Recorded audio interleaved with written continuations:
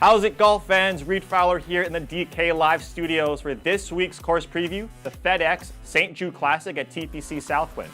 This par 70 is slightly over 7,200 yards and will be played on Bermuda greens this week. TPC Southwind became host of the St. Jude Classic back in '89 and has been held in Memphis ever since, but this year marks the last time the tournament plays pre-US Open as it gets an update next year.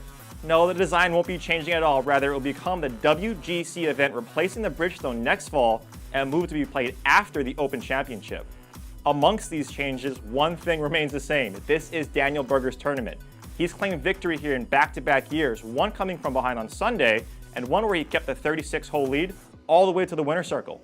Past champs here also include Dustin Johnson, and other notables who have come close include Brooks Koepka and Phil Mickelson. Speaking of Mickelson, his last four finishes are 11th, 3rd, 2nd, and 9th, proving each year that he loves this course.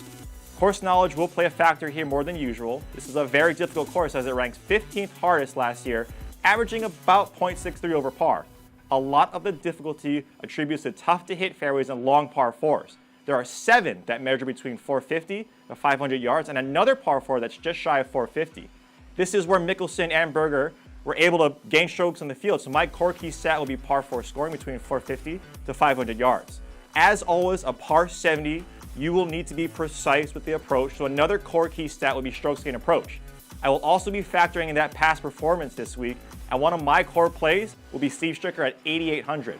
Over the last 24 rounds, he ranked 6th in par 4 scoring between 450 and 500 yards, 9th in good drive percentage, and finished tied for 2nd in 2016.